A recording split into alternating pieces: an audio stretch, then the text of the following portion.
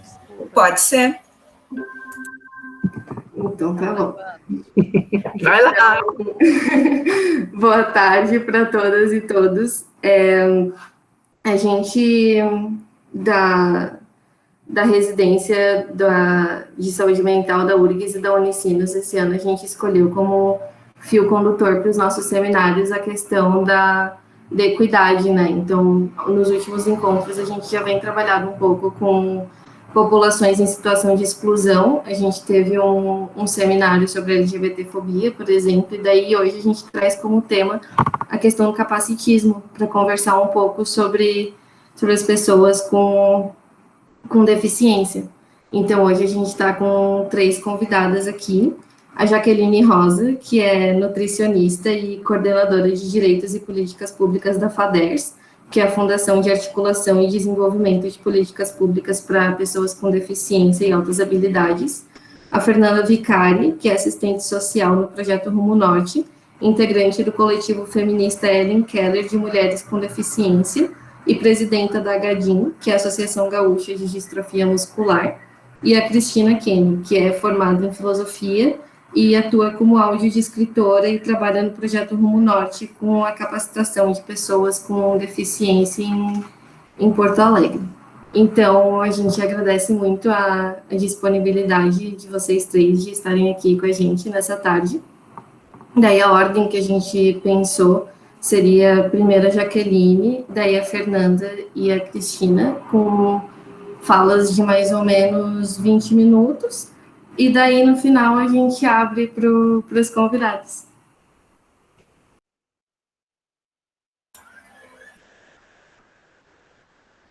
Posso, então, começar, Raíza? Pode, a palavra está contigo. Então, tá bom, muito obrigada. Bom, boa tarde a todos, né, a todas que estão aqui.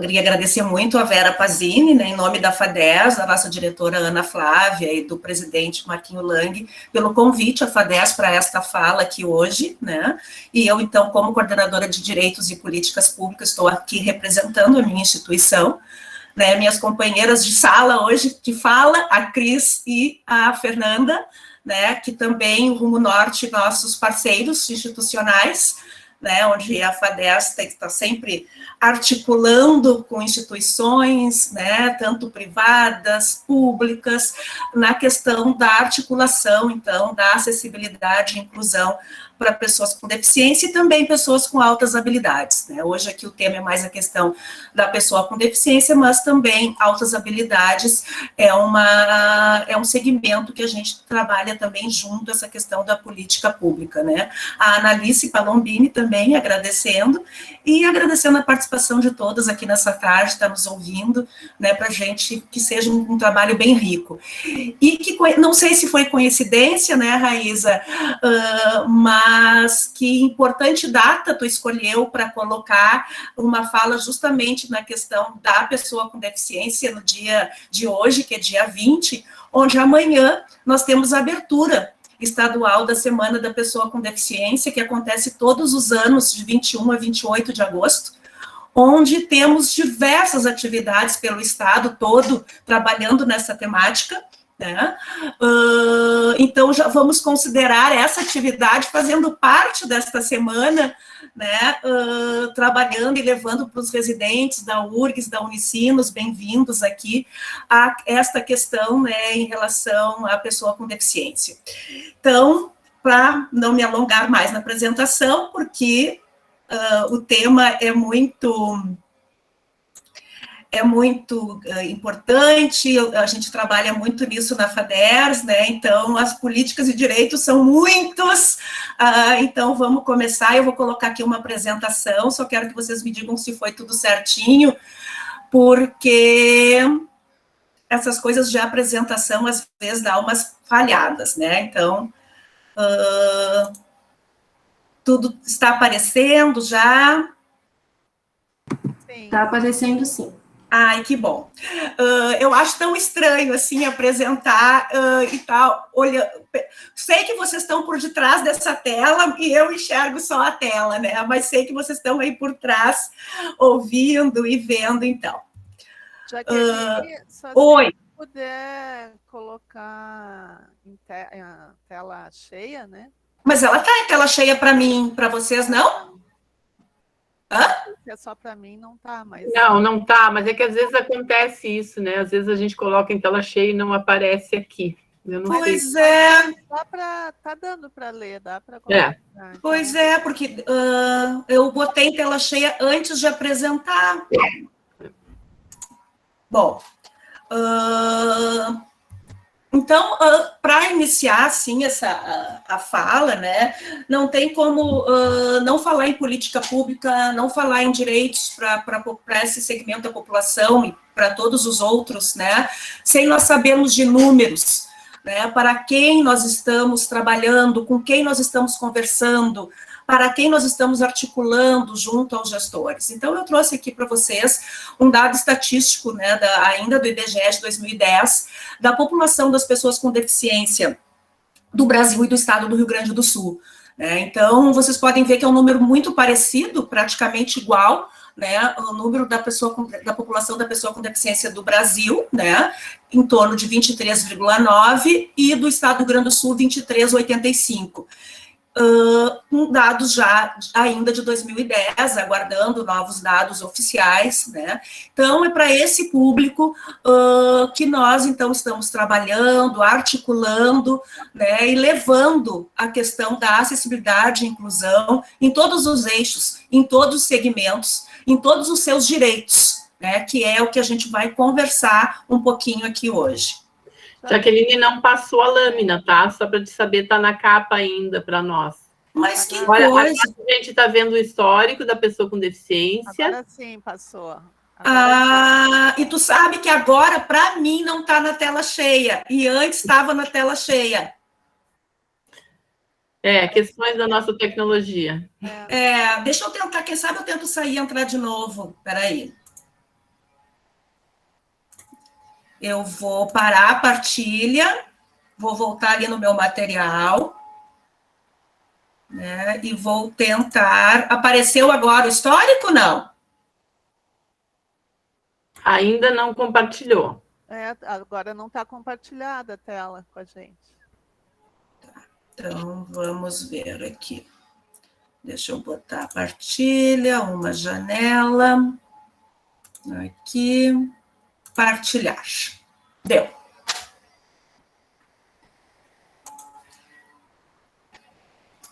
Agora, coloquei em tela grande e o histórico. Está aparecendo? O histórico está aparecendo, mas ainda está nas lâminas separadas. Mas tudo bem, Jaqueline, acho que não é problema. Que estranho, pois é. Então, eu vou passar uma... Passou? Agora? Eu passei em tela grande, não? Não. Eu acho então, que tu pode deixar sem tela deu um grande. problema aqui. Vou deixar assim, então. Bom, então, um breve histórico, assim, mas eu trouxe para vocês os símbolos, que é o que vocês mais devem ver, os residentes, né, todos que estão me assistindo, como os símbolos aparecem na questão quando a gente fala de pessoa com deficiência. O histórico, o símbolo que mais aparece ainda é esse de 1969, que é o mais antigo, né, que é o cadeirante, mas é um cadeirante estático, sem movimento, né? Em 2013 já nos aparece um cadeirante com movimento, ele movimentando a sua cadeira, ele em busca de sua autonomia. E em 2015 a ONU nos trouxe esse símbolo ligados, né, interligados, braços e pernas com um círculo, nos mostrando a questão da relação desse ser, dessa pessoa com deficiência com seu espaço. Né? Então, esse é o símbolo mais recente da ONU, embora o que a gente mais veja seja esse de 1969, que nos mostra uma pessoa com deficiência mais parada, o que a gente mais dependente, né, e que hoje eu acho que vai ser muito falado quando for se apresentar a questão toda do capacitismo, né, e não da funcionalidade, da autonomia, que é o que a gente está querendo buscar com novas políticas públicas e garantindo esses direitos. Né? Quando a gente fala em histórico, a gente vem lá da Idade Média, né, onde as pessoas com deficiência eram atiradas de alto das torres, elas eram assassinadas, né? E com a evolução foi vindo outros modelos de integração, de assistencialismo, até nós chegar nos modelos que nós estamos hoje, que é realmente o modelo da inclusão, que é o que a gente quer trabalhar, né? Mas o que são políticas públicas, né? Então, são ações da nossa gestão, dos nossos gestores, que visam a garantia desses direitos sociais e coletivos, né? De acordo com as demandas do nosso dia a dia, das necessidades desta população, em relação a toda a rede, né? A rede da saúde, da educação, do transporte, mobilidade urbana, cultura, o turismo, o lazer, né? Então, são as leis, digamos assim, como eu digo, colocadas em ação, né? Então, fazer política pública é aplicar a lei, porque a lei existe, né? O nosso país é um país, nem precisa falar para vocês, que todos nós aqui sabemos, riquíssimos em leis e em legislação. O que falta? É uma aplicabilidade maior, é transformar isso, de fato, na política pública, que é o que a gente busca e o que a gente quer. Né? Daí essa política pública passa por algumas fases, né? A identificação desse problema e desta demanda, formular alternativas para enfrentar essa demanda, esse problema, o planejamento, implementar e monitorar, para ver se realmente estamos atingindo os nossos objetivos, os objetivos propostos, né? E a partir daí, então, avaliar se aquilo que a gente planejou a partir de um problema que a gente identificou está realmente tendo efeitos, produzindo realmente, no nosso caso, que estamos conversando hoje, da acessibilidade, da inclusão e da autonomia da pessoa com deficiência.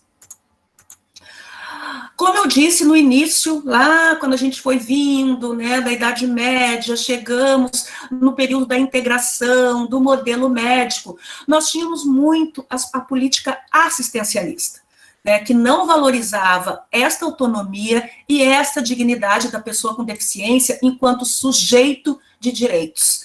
Ela não promovia a inclusão, e sim a exclusão, né, sempre alguém falando por essas pessoas, e não essas pessoas como sujeito de direitos e falando por si e buscando seus direitos por si.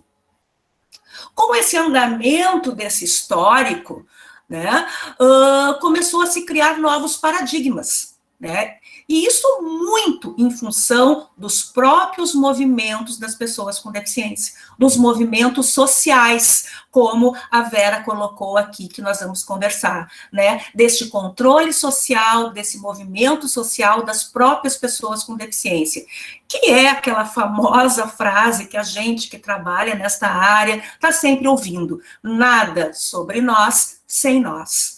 Né? Então, a pessoa com deficiência buscando seus direitos. E a partir desses movimentos sociais, foram surgindo, então, esses novos paradigmas, saiu daquele modelo médico, né, que a deficiência estava no corpo do sujeito, e passou-se, então, a pensar que a deficiência são, sim, produtos de barreiras, né, barreiras físicas, organizacionais, as atitudinais, né, que é o sujeito não se colocando no lugar do outro, e sim passa-se a se colocar no lugar do outro, né, então não é uma culpa, não é aquela culpa individual da pessoa com deficiência, não, é a sociedade que não está pronta, né, sem barreiras para receber essa pessoa, né, então ela é vista como tantas condições humanas, né, com direito à igualdade, à equiparação e todos os direitos garantidos e preservados.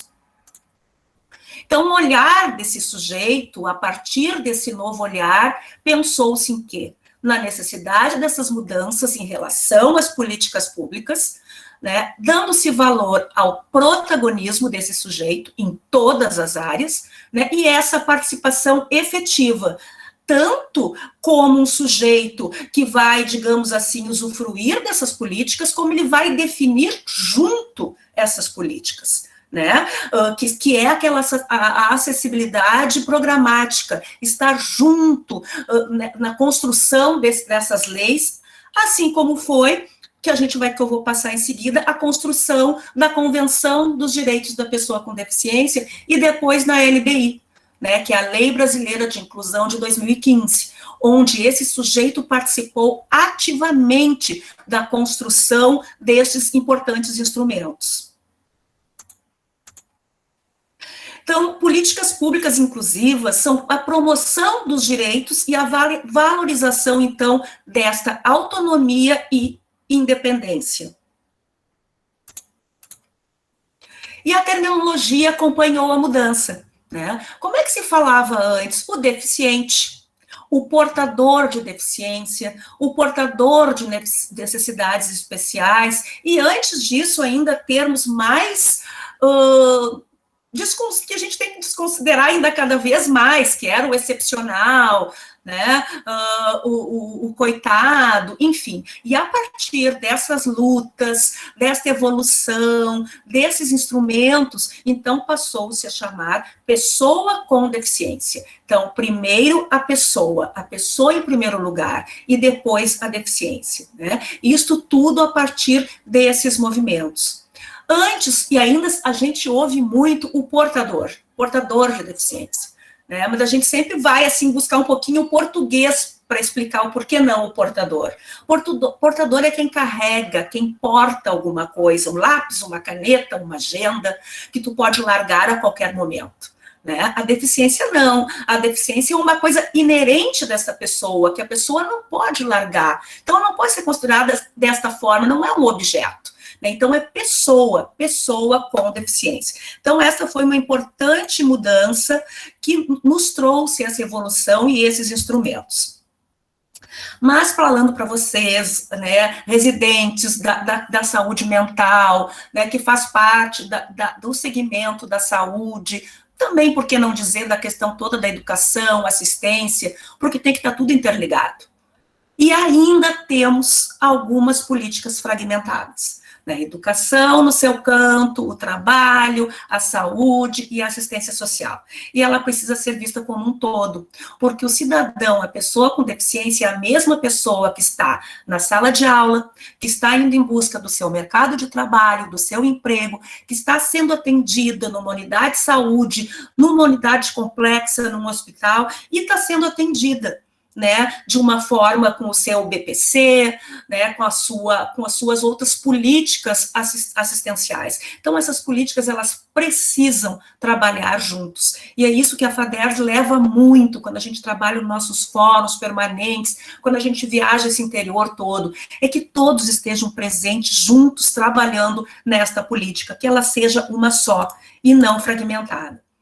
Então, para isso, como a Vera falou, é muito importante os movimentos sociais, né? A organização dessas pessoas com deficiência, a participação, os movimentos, porque sem eles nós não tínhamos chegado até onde a gente está.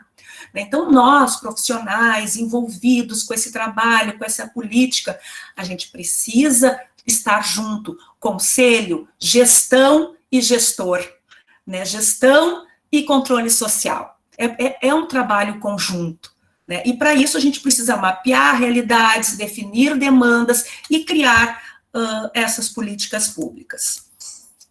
E os espaços de participação hoje que a gente tem, especificamente no controle social, são os conselhos, então. Conselhos de Direitos das Pessoas com Deficiência. Então, no federal, né, nós temos o CONAD.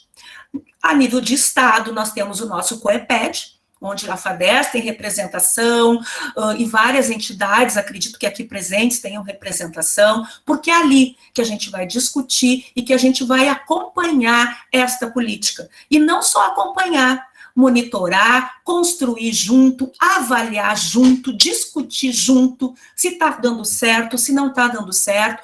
Por isso que os conselhos, elas são um controle misto, né, onde é colegiada, né, onde aparece, onde tem que estar discutindo junto a gestão, os gestores e a sociedade civil, né, trabalhar juntos. Então, é um órgão de deliberação colegiada, onde vai acompanhar o desenvolvimento dessas políticas.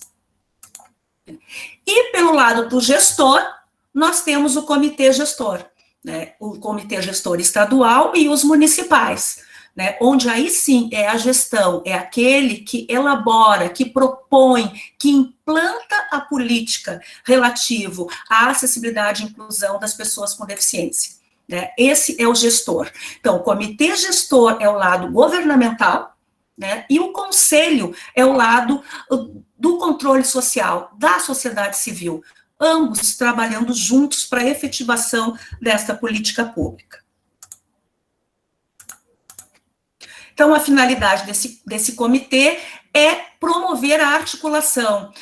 Por que promover a articulação? Porque nesse comitê nós vamos sair um pouco daquilo que eu falei agora há pouquinho, que é a fragmentação.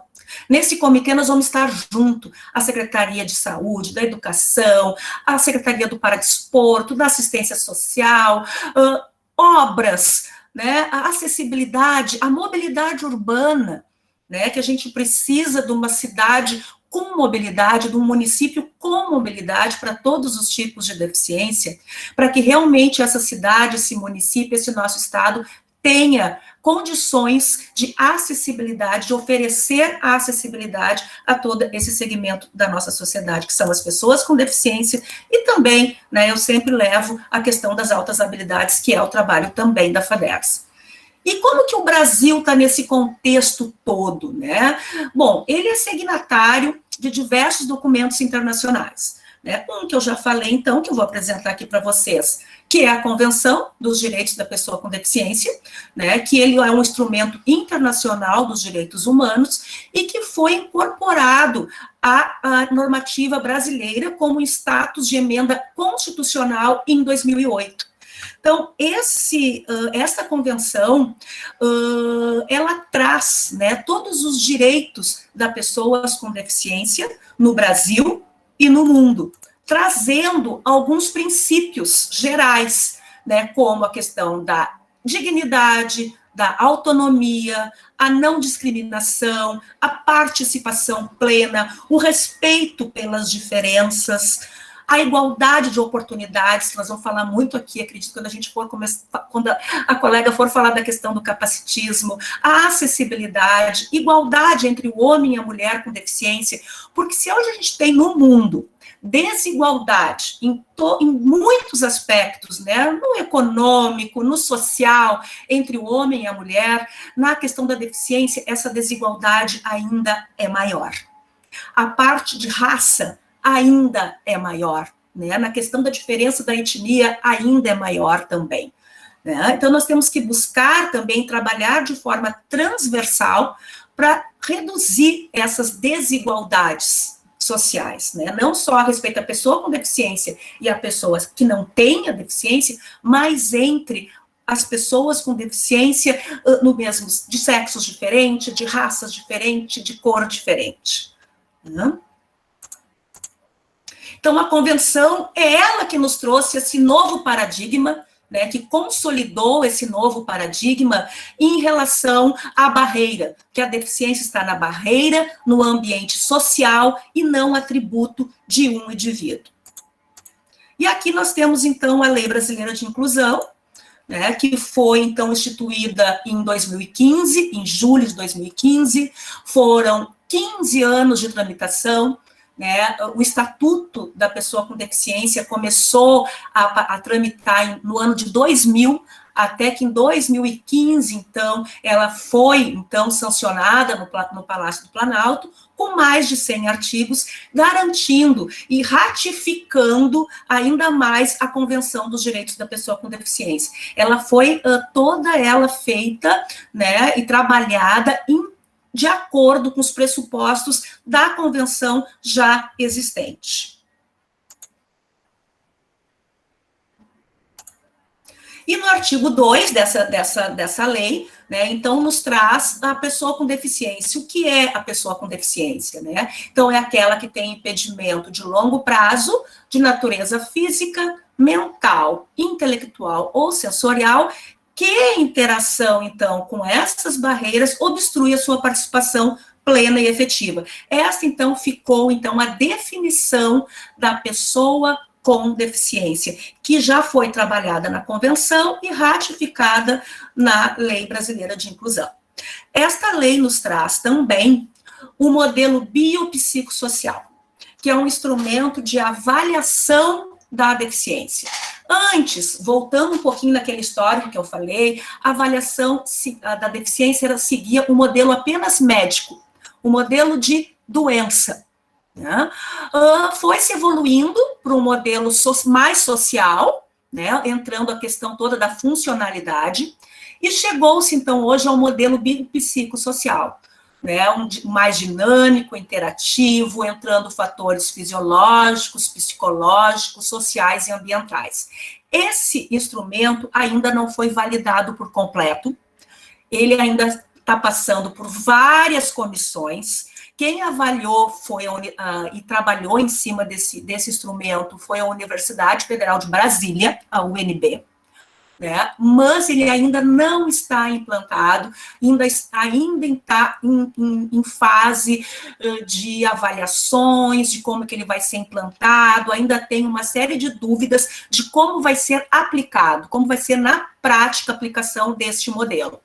Mas não é por isso que estamos trabalhando apenas hoje com o modelo médico. Não, a gente está trabalhando também com a questão da funcionabilidade, né? Da funcionalidade. Enquanto a gente aguarda, então, esta questão desse instrumento biopsicossocial. No artigo 4, a LBI nos traz toda a questão da igualdade, né, e da não discriminação. Né, trazendo a questão da ação ou da omissão dos nossos gestores em relação aos direitos e liberdades fundamentais da pessoa com deficiência. Entrando um pouquinho nos direitos, né, que já tá, eu não sei, eu acho que já está faltando uns 5 ou 10 minutinhos só, né, para a minha fala. Jaqueline, passou 20 minutos até agora, tá? A gente considerou um pouquinho o desconto daquele tempo que a gente perdeu ali no início. Tá certo. Então, tu vê aí, tu acha que tu consegue terminar em quanto tempo? Eu acho que mais uns 5 minutinhos eu termino agora. Então, tranquilo. Porque eu já estou nos direitos aqui, né? Já vamos falar rapidamente nos direitos de cada saúde, educação e aí assistência social e encerra. Tranquilo. Então, tá. Bom, aí eu estou trabalhando bastante em cima da lei, que é o nosso instrumento oficial hoje, que a gente trabalha, né, falando de política pública.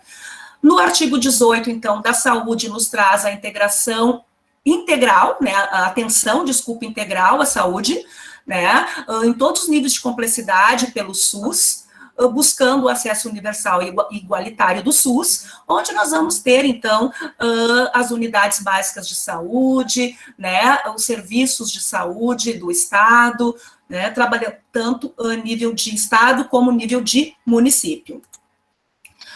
Temos a Política Nacional da Saúde da Pessoa com Deficiência de 2010, que é a última política, que nos traz algumas diretrizes, né, que é a qualidade de vida, a prevenção das deficiências, a integração, a ação integral à saúde, a capacitação de recursos humanos, que hoje nós estamos fazendo uma capacitação com vocês, residentes da saúde mental, né, de URGS e Unicinos. Né?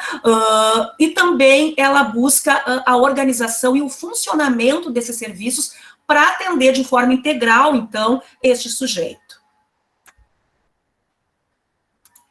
Na educação, né, a lei já nos traz, que já fala, né, na nossa convenção de 88, mas que a lei brasileira nos ratifica no direito à educação inclusivo em todos os níveis, aprendizado ao longo de toda a vida, né, sendo dever do Estado, da família, da comunidade, da sociedade. Estamos passando por maus bocados em relação a esse retrocesso, dessa educação inclusiva, desse direito à educação, né? Eu vou mostrar aqui para vocês a nossa política de 2008, né, na perspectiva da educação inclusiva, né, que um pouco ameaçada, digamos assim, pela agora recente de setembro de 2020, onde o governo instituiu, então, a Política Nacional de Educação Equitativa, Inclusiva e com aprendizado ao longo de toda a vida, que foi uma política discutida com todos os órgãos envolvidos, com os conselhos, com as universidades, com as instituições que trabalham, né, pela sua inconstitucionalidade, pelo seu retrocesso, pelas suas implicações, e foi suspensa, então, pelo STF, né, em função de todas essas discussões, né, e retrocessos. Vamos ver como é que vai ficar. A gente não teve nada de volta em relação a isso, continuamos trabalhando com a do MEC de 2008, né, na perspectiva da educação inclusiva, né, com as nossas salas de recursos, então, né, que é o nosso AEE, né, que é aquele conjunto de atividades de recursos de acessibilidade pedagógica, que vai complementar ou suplementar a escolarização, né, eliminando barreiras em todo esse processo de aprendizado. Né, esse aí, eles têm que estar de acordo com o plano político-pedagógico da escola, ele tem que ser no contraturno para aquele aluno poder estar tanto na sala de aula regular como no AE. O AE, então, como aqui diz, é um complemento, um suplemento e não um substituto, né? Da assistência, né? Então, a questão dos programas, projetos, benefícios, garantias de renda, de habilitação, reabilitação, que nos traz o BPC, né, que é o benefício de prestação continuada, que é um benefício garantido à pessoa idosa acima de 65 anos e às pessoas com deficiência, né? O valor do BPC é de um salário mínimo, né? E precisam comprovar a renda familiar per capita, ou seja, somar toda a renda da família e tem que dar esse 1/4 salário mínimo para receber. Também temos um novo decreto do BPC, aumentando para meio salário mínimo, né, mas que também precisa seguir vários critérios, né, grau de deficiência, que está dependendo do instrumento biopsicossocial que ainda não está implementado, né? Então, enquanto isso, esse BPC, essa nova forma do BPC, ele vai seguir graus de deficiência, então as pessoas com deficiência têm um pouco de medo que retorne um pouco ao modelo médico, a avaliação apenas médica, né? Então, tem o positivo, né, esse aumento para meio salário mínimo, mas também tem alguns lados que está um pouco discutível, né, essa dependência desse instrumento ficar pronto, tem uma questão importante que a família tem que comprovar o seu comprometimento de renda somente com a parte médica, tratamento de saúde, enfim. Então, também está sendo muito lido e discutido este novo decreto, muito recente agora, né, que eu trouxe aqui para vocês o número, que é agora de junho de 2021. Né, que aumenta para meio salário mínimo per capita para receber, então, o BPC.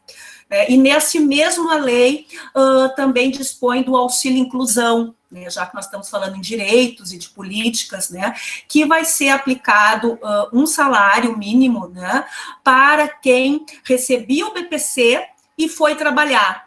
Né, então, foi contratado por uma empresa, parou de receber o BPC, então, junto com esse salário, desde que seja até 2 salários mínimos, a pessoa também vai receber esse auxílio inclusão, desde que ela já esteja recebendo o BPC. Se a pessoa não estava recebendo o BPC, aí não tem esse direito. Mas esse está tudo nesta lei de junho de 2021, que está sendo também, apesar de ter sido já homologada, também ainda está sendo bastante discutida. Tá?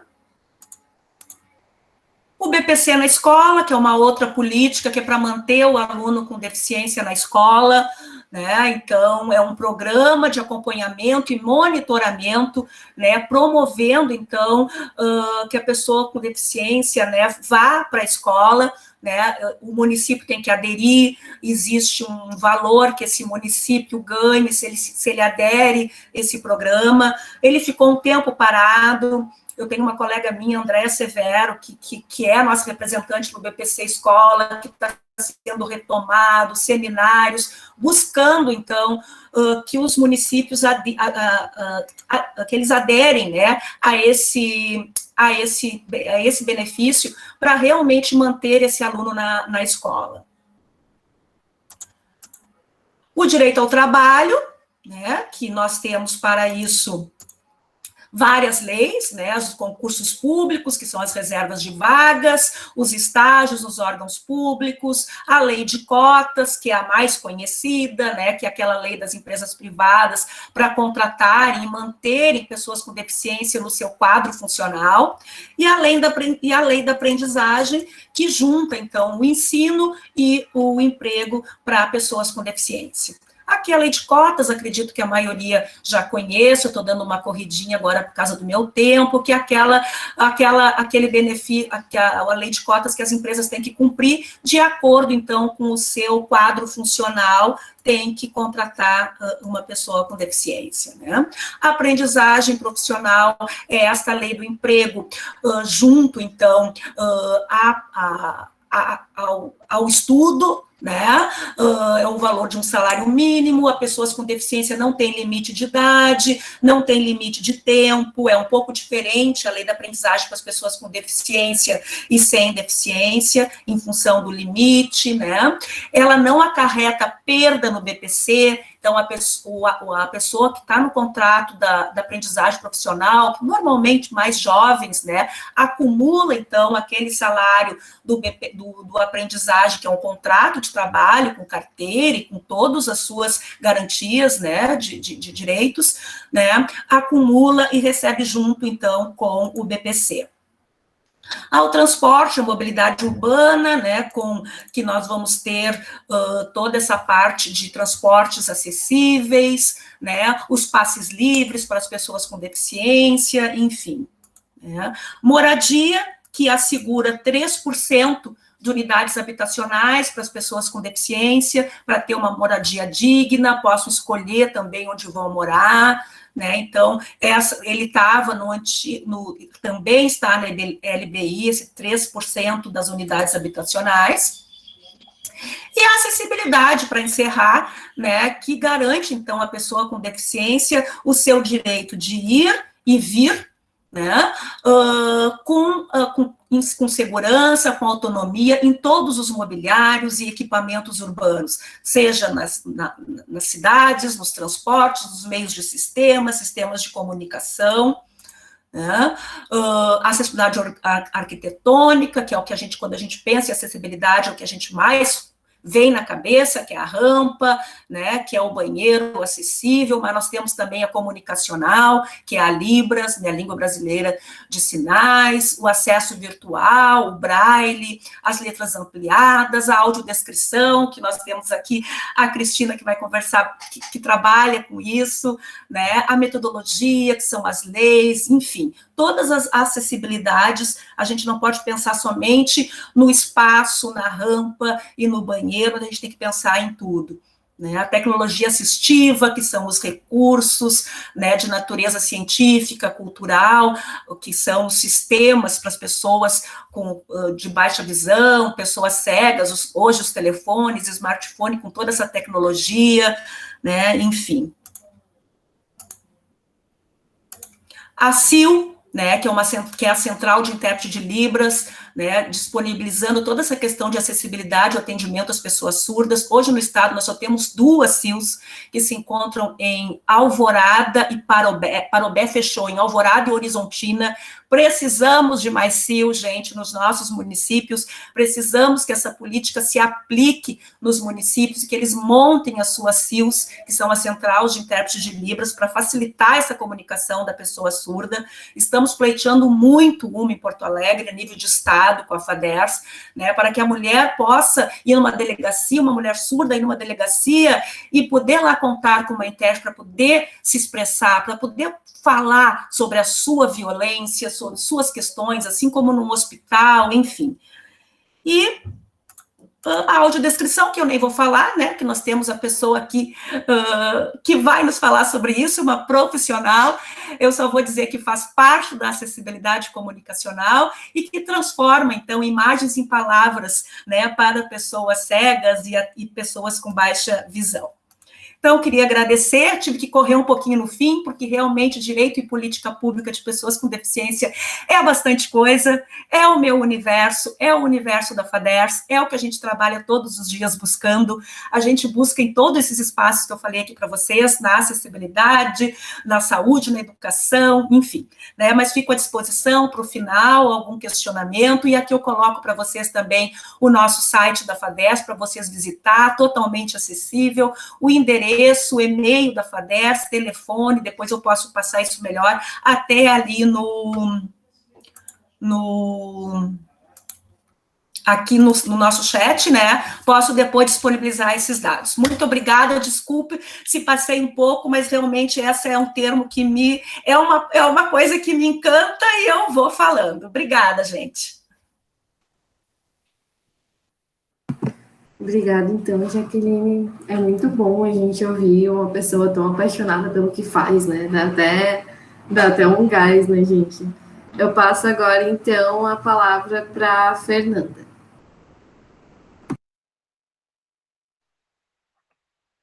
Boa tarde a todas, todos. Vou começar me descrevendo. Eu sou uma mulher negra, de pele clara, cabelo cacheado, castanho, escuro na altura do ombro. Estou usando um vestido com os ombros de fora, vestido com tons de verde. Atrás de mim uma parede rosa, alguns quadros na parede e uma porta marrom. E uso um fone branco e também um batom meio cor de vinho, uma coisa assim, escuro. Eu vou começar, por favor, Vera, eu vou cuidar o tempo aqui, mas se eu chegar a 15 minutos, por gentileza, tu me avisa. Tava olhando aqui a tela, né, tô vendo alguns com a câmera fechada, alguns com a câmera aberta, e né, quando puderem, depois acho que dá para a gente fazer uma rodada e pessoal, quem puder, né, tiver condições e possibilidade de abrir a câmera, porque acho que torna um ambiente minimamente mais próximo, né, para nós que estamos em espaços e lugares tão distantes e diferentes. Como eu fui apresentada antes, eu sou assistente social, formada pela Unicinos há 12 anos, e trabalho no Rumo Norte, no projeto Rumo Norte. Domingo eu completo 9 anos que eu trabalho lá. Como assistente social, também participo do movimento de pessoas, mulheres com deficiência, mais especificamente também do controle social. Hoje estou na vice-coordenação da Comissão de Saúde da Pessoa com Deficiência, e que é um espaço, né, de discussão muito importante, como a Jaqueline falou anteriormente, né, do controle social.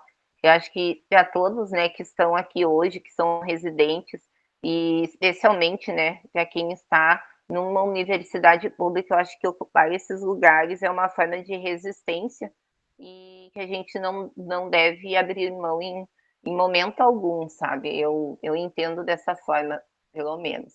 Então, eu vou falar um pouco sobre capacitismo, mas eu queria, assim, só fazer uma combinação com você, se for possível.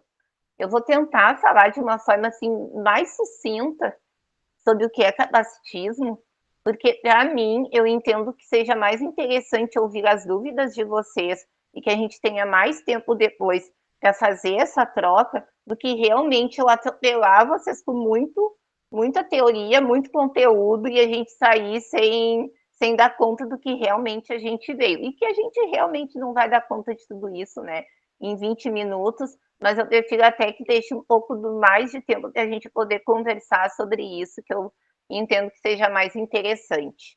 Então, eu vou trazer alguns conceitos, assim, mais básicos, né, eu acho que mais possíveis de serem entendidos por nós, né, que somos trabalhadores da área da saúde, profissionais da saúde. Eu estou usando o Meet no meu celular, então em algum momento eu não vou estar olhando para a tela, eu vou estar olhando do notebook, tá, gente? Então, eu estou aqui dentro, eu estou na aula, mas eu vou ter que ficar olhando para dois lugares ao mesmo tempo. Então, vocês já me desculpem por isso. Eu queria fazer, antes, uma provocação sobre a atuação anticapacitista em saúde, né, para vocês que trabalham, que estão hoje na residência em saúde mental. Se vocês já se pegaram pensando em qual qualidade de cuidado vocês dispensam para as pessoas com deficiência que vocês trabalham, se vocês já buscaram compreender o que norteia as escolhas e objetivos terapêuticos e estratégicas de intervenções que vocês utilizam com essas pessoas, e se vocês já se questionaram se essas ações que vocês realizam são emancipatórias ou elas só reproduzem as opressões. Eu acho que esses questionamentos já podem fomentar uma boa discussão para que a gente consiga pensar, principalmente na prática, né? Porque eu acho que o interessante é que a gente consiga fazer o link do que é capacitismo e principalmente da prática anticapacitista em saúde. Isso é muito importante para que a gente tenha, né, no nosso dia a dia. Eu esqueci de falar, eu sou uma mulher com deficiência, eu tenho distrofia muscular, sou cadeirante, e acho que isso também é importante eu trazer, porque isso também é um marcador, né, social e que com certeza influencia na grande maioria das minhas decisões e participações políticas. Vou passando aqui algumas coisas que eu tinha trazido, mas que a Jaqueline acabou falando. Eu acho que assim, vou só retomar a questão, porque para a gente falar em capacitismo, a gente tem que compreender ele como algo estrutural, assim como a gente entende o racismo, assim como a gente entende a homofobia e tantos outros preconceitos, né, que vivenciamos no nosso dia a dia ou que acabamos percebendo que acontecem, né? O quanto o modelo médico corrobora para que essas práticas sigam acontecendo. E a gente entende o modelo médico a partir daquele olhar totalmente biológico sobre o nosso corpo, sem entender nossas especificidades, sem compreender o lugar que a gente ocupa na sociedade, nada disso. E o modelo social, ele vem para quê? O modelo médico é pautado no CID, né, gente, que é aquele númerozinho. Quando a gente não é nada mais além disso, de um CID. O que tu tem, Fernanda? CID? Qual é o teu CID? É só essa pergunta. A gente assina lá no atestado autorizando a liberar o CID, pautado total e completamente no modelo biológico. O modelo social, ele já se vale da CIF. O que é a CIF? Não, acredito que vocês devem, né, ter conhecimento também, podem falar sobre isso depois, que é o Código Internacional de Funcionalidades, onde a percepção ultrapassa a questão biológica e passa a perceber questões ambientais também de lugares que aquele corpo ocupa.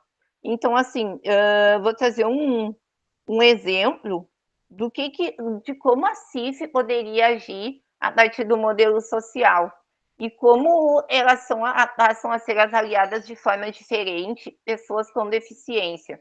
E isso também vai ao encontro diretamente do IFBR, que é o Índice de Funcionalidade Brasileiro Modificado, que está em andamento, em discussões ferrenhas.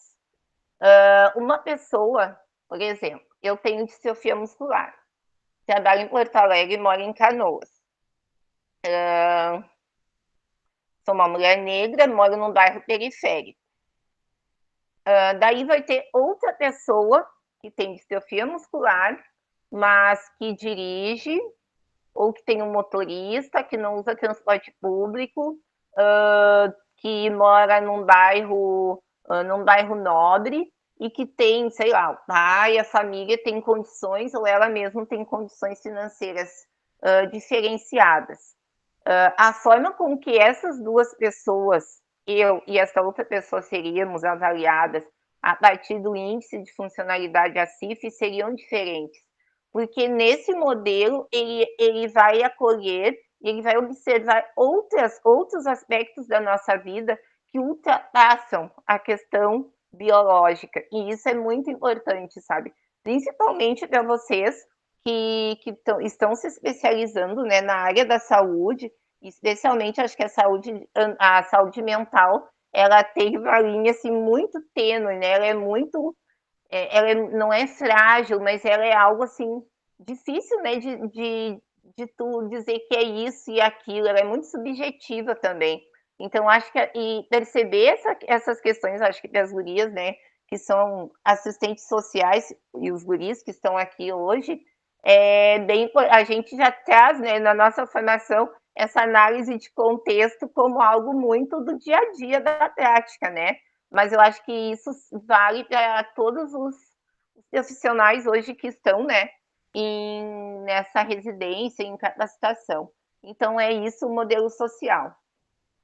Só para fazer essa diferenciação, para a gente conseguir também usar no nosso dia a dia o máximo possível, fugir dessa abordagem médica, né? Porque essa abordagem médica, ela é o auge do capacitismo, porque ela centraliza todas as decisões daquela pessoa, das nuances daquele corpo numa única pessoa, que é quem?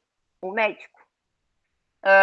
E até assim, antes de falar propriamente do capacitismo, eu vou trazer eu acho que é importante também a gente ter eu, né, enquanto assistente social e militante, eu preciso marcar este meu lugar, né, político também, sobre o IFBR, que a Jaqueline falou, que estão tendo discussões e tal, e já vem de anos a Constituição está muito bem fundamentada, onde pessoas com deficiência participaram, outros profissionais muito bem capacitados também.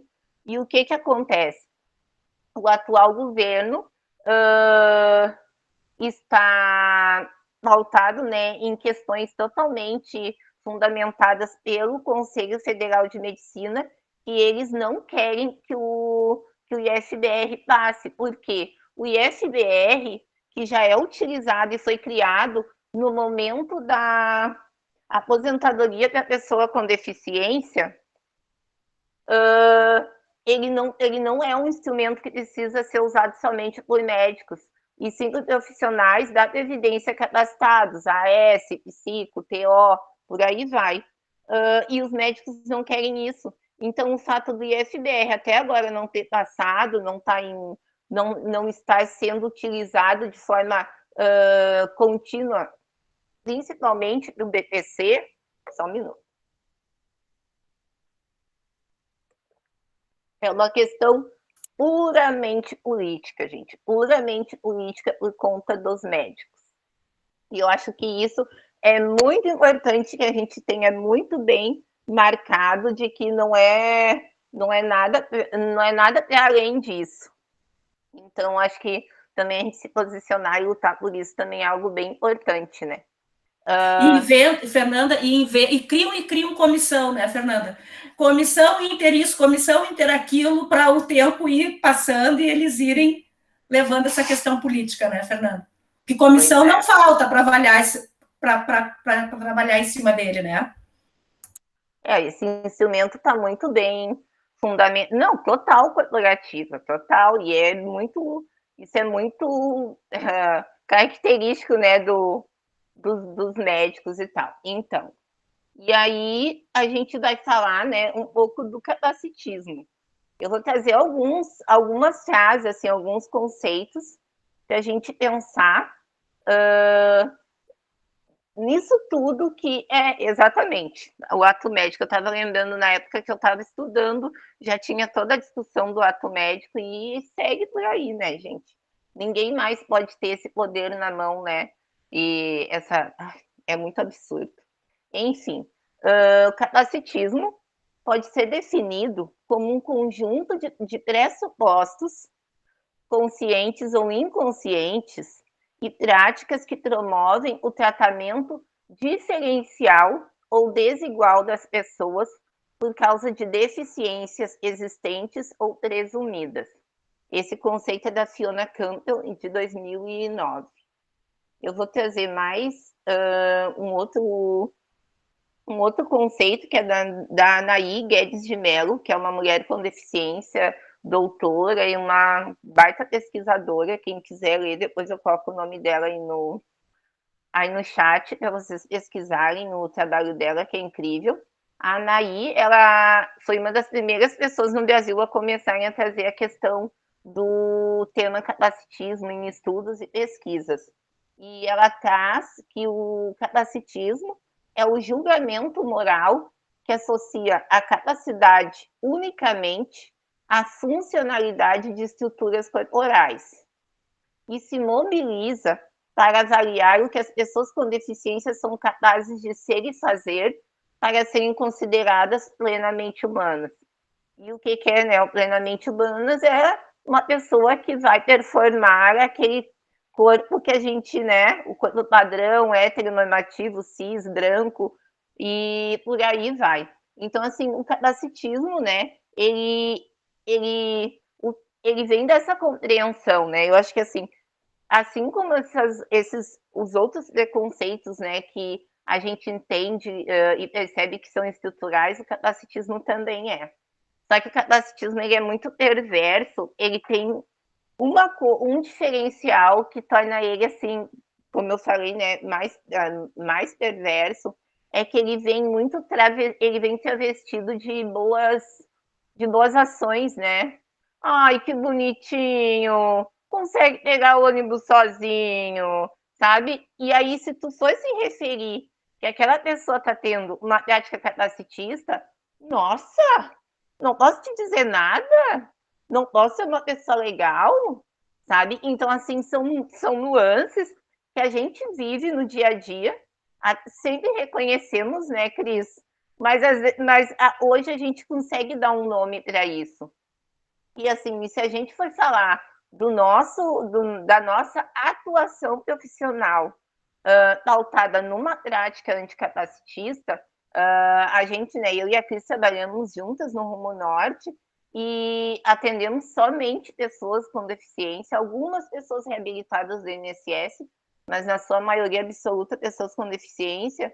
A gente tem que trabalhar no dia a dia para que a gente não reproduza essas práticas, porque não é o fato, e isso é uma coisa, gente, que acho que é muito importante e que eu faço questão de pautar, é que o fato de eu ter uma deficiência ou de alguém ser mãe de alguém com deficiência não torna ninguém especialista em deficiência.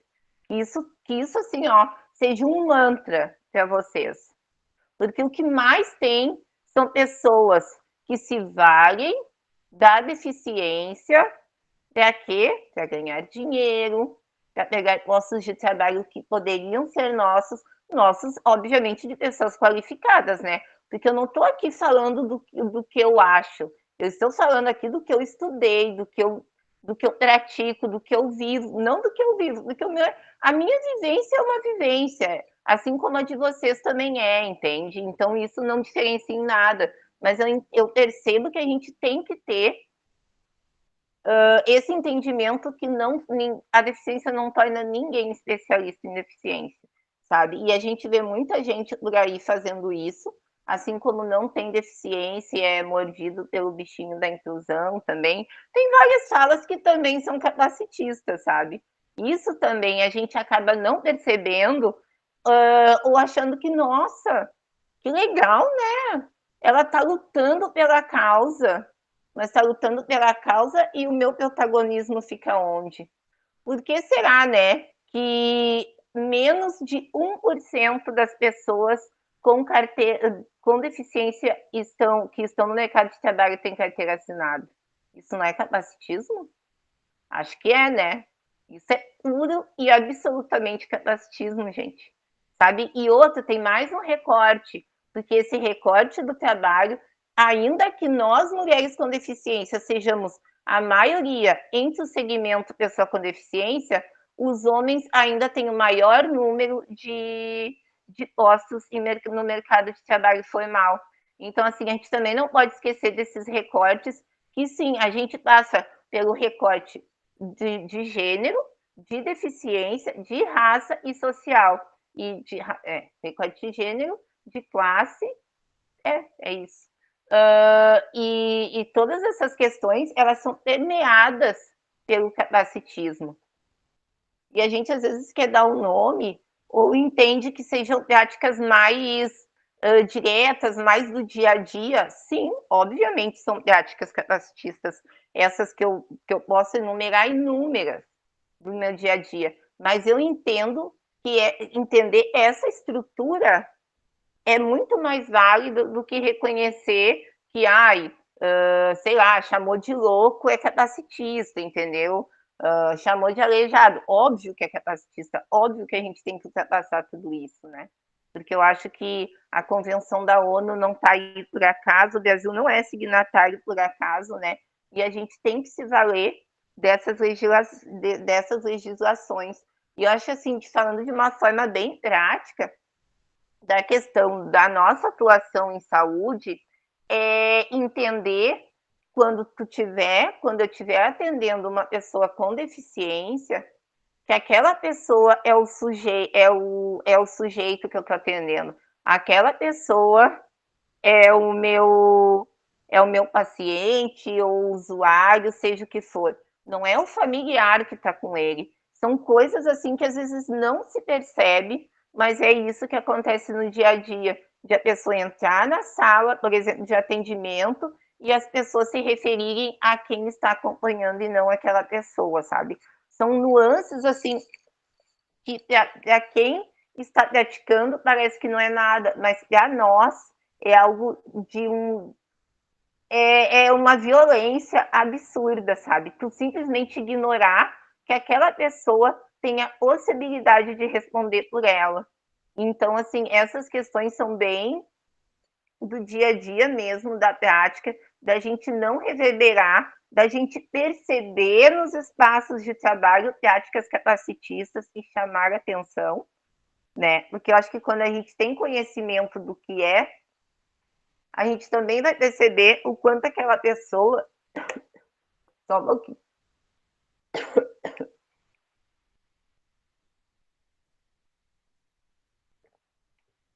O quanto aquele colega está reproduzindo ou não uma prática capacitista. E só para finalizar, que eu vi que já deu meus 15 minutos, vou trazer assim uma situação que é o auge também, assim, ultrapassa, né, gente? Ultrapassa as questões de capacitismo. Acho que a Annalice botou no chat que foi a fala do ministro, né? Ministro da Educação, se é que dá para chamar uma pessoa dessa de ministro. O Milton Ribeiro, que falou, né? Quanto pessoas com deficiência trabalham em sala de aula, né? Porque eles querem voltar ainda ao modelo da segregação, colocar todos nós, né? Numa sala reclusa, num ambiente em que a gente não atrapalhe. E isso é algo muito violento, e se torna mais violento ainda porque a gente está ouvindo de um ministro da Educação que, né, que reverbera, que fala o tempo inteiro, que só traz falas extremamente horríveis e violentas contra a universidade pública, quanto a questão social. Então, assim, eu acho que o nosso posicionamento político, né, a gente tem que deixar, eu deixei muito claro nas minhas falas e principalmente nas minhas atitudes, né, no quanto eu tento praticar e lutar para que essas coisas não aconteçam. E semana que vem vai ter 23 e 24 na STF, audiência pública, do decreto 10.502, né, que é o decreto que a gente está tentando derrubar, né, gente? Então, eu acho que tudo começa, né, na escolarização, para conseguir chegar onde a gente chegou ou não, né? Mas também que a pessoa tenha a possibilidade minimamente de fazer suas próprias escolhas.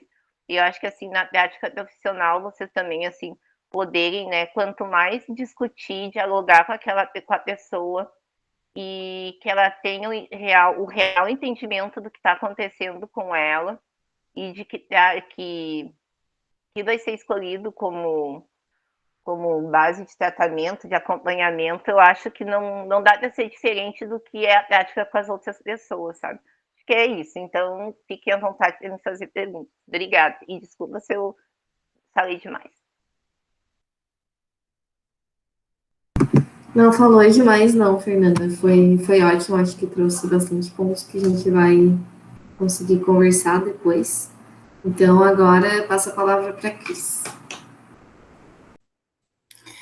Boa tarde a todas e todos. Não é justo me colocarem depois da Fê. É bem complicado, depois de uma fala tão potente como a dela. Eu sou a Cris Kane, eu sou uma mulher branca, tenho cabelos curtos, com algumas mechas, loiras. Estou usando uma camiseta azul marinho, com um colar de 2 voltas vermelho, de pedras vermelhas. Atrás de mim tem uma parede, à esquerda algumas ilustrações e ao fundo umas plantas. Bom, eu venho falar mais também, um pouco mais, da minha experiência no atendimento de pessoas com deficiência. Eu sou uma mulher com deficiência, eu tenho poliomielite desde a infância. Reforço o que a Fernanda trouxe, o capacitismo ele é tão estrutural que não é o fato de ser uma pessoa com deficiência que me torna menos capacitista. Eu desconstruo isso diariamente em mim, e eu acho que a gente tem que seguir esse caminho mesmo de conversar com as pessoas e esclarecer cada vez mais que a minha casa está mais bagunçada que cabaré de cego. É horrível, a gente não usa essas frasezinhas que eram tão, né, tão peculiares, assim, ao longo da nossa vida. Isso a gente tem que começar a eliminar mesmo do nosso dia a dia.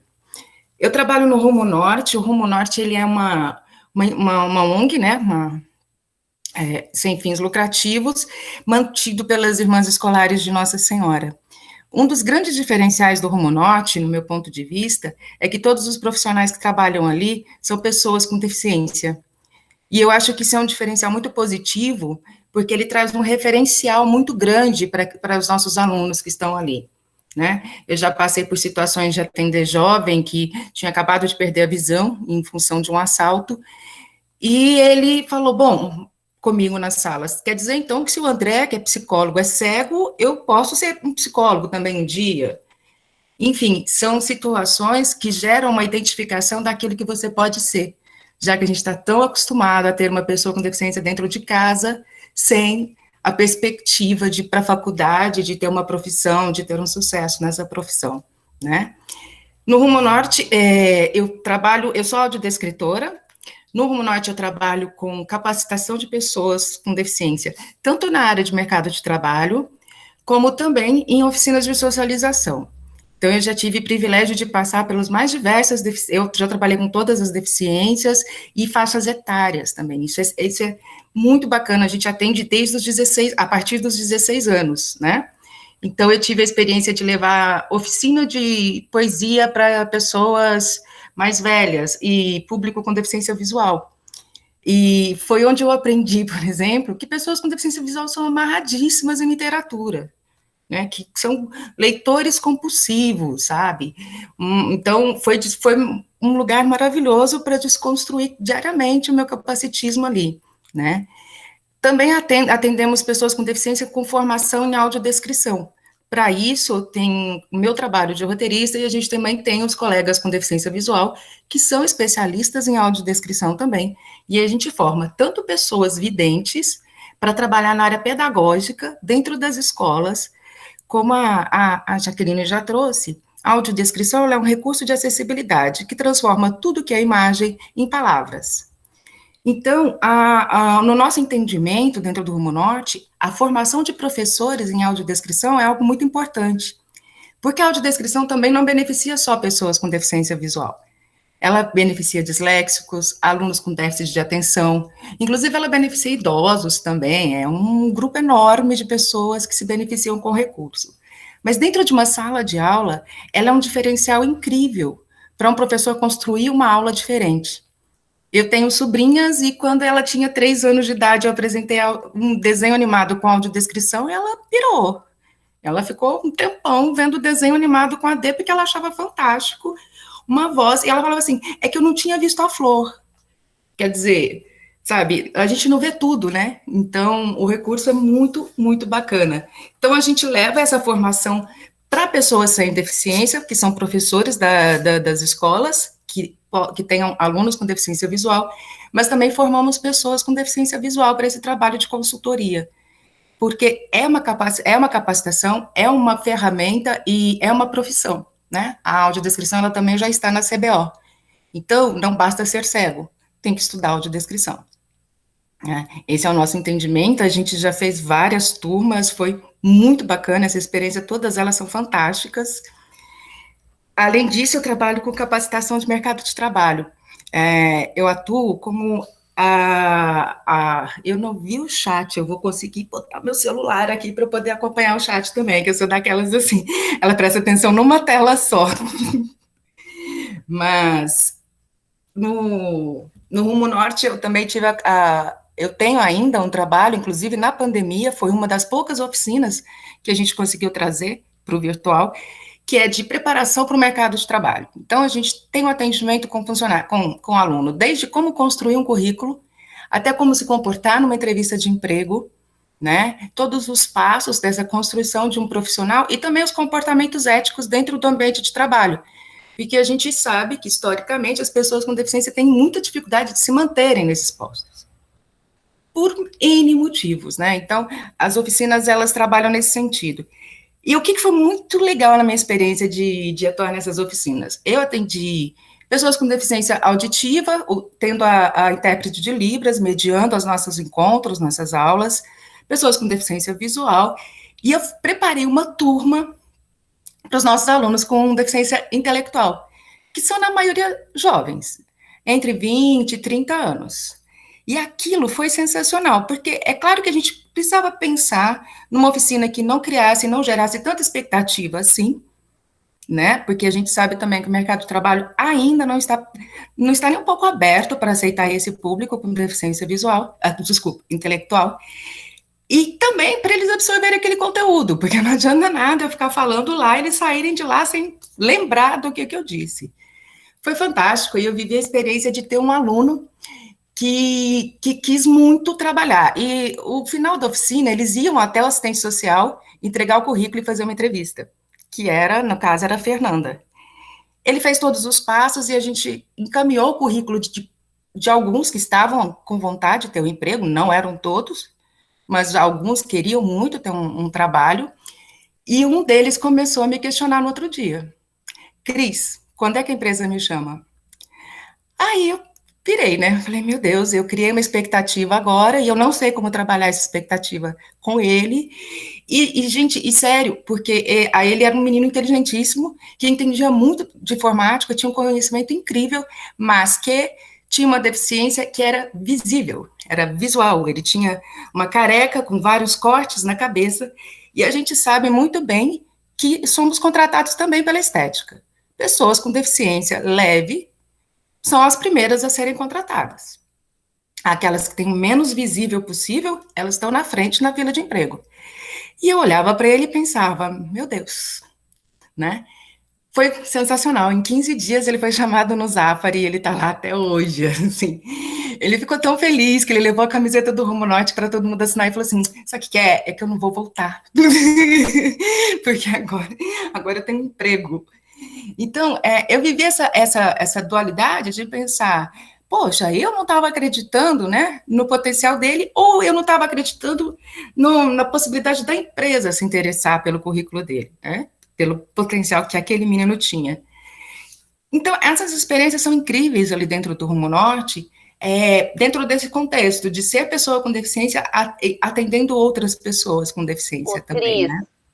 Oi. E eu acho que é importante tu falar também da questão, né, especialmente na empregabilidade das famílias, né, que também praticam o capacitismo, né, com os seus filhos, infelizmente, né.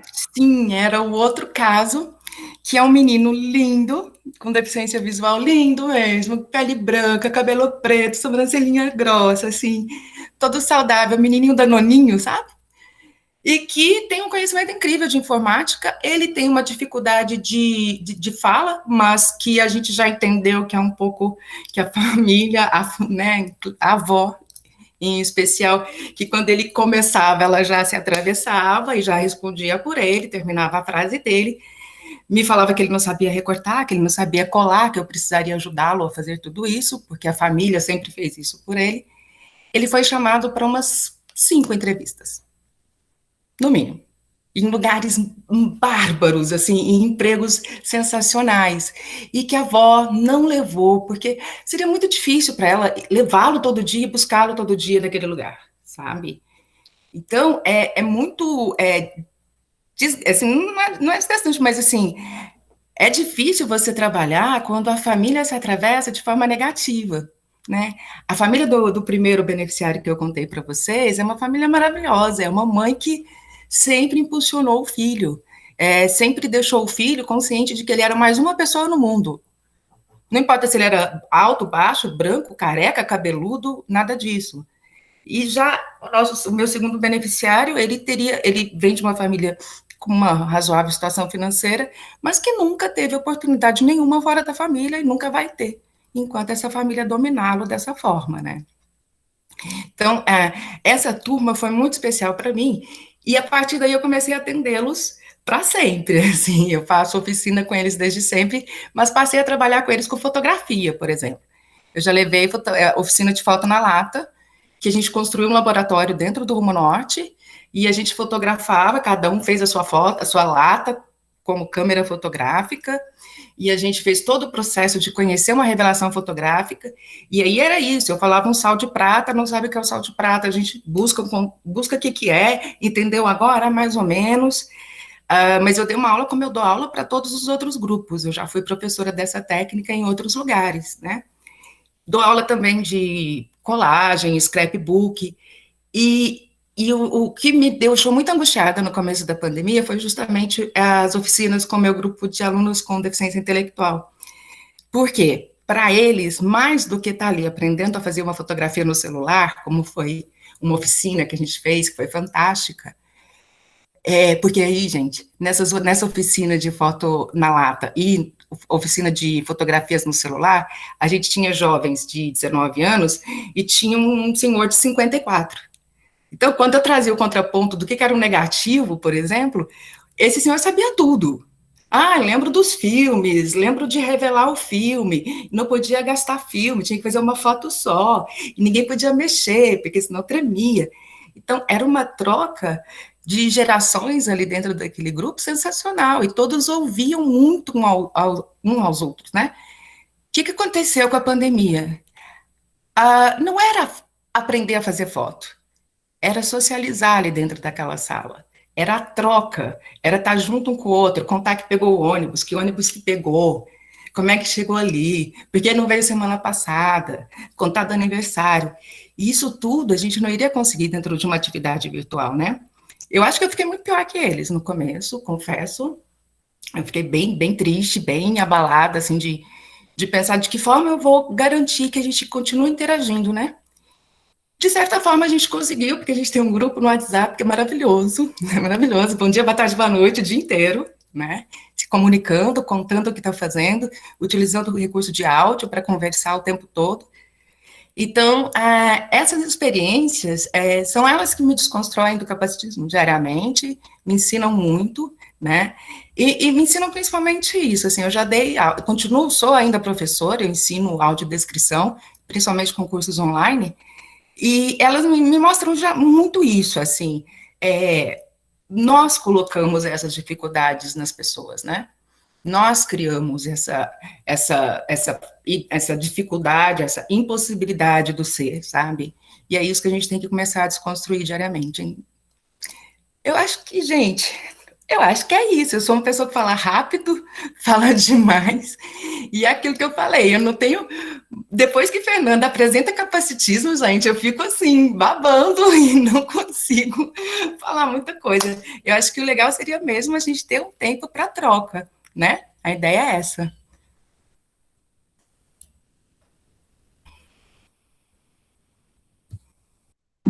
Então, agradeço muito também a Cris pelas palavras e agora fica aberto para conversa, para perguntas, comentários.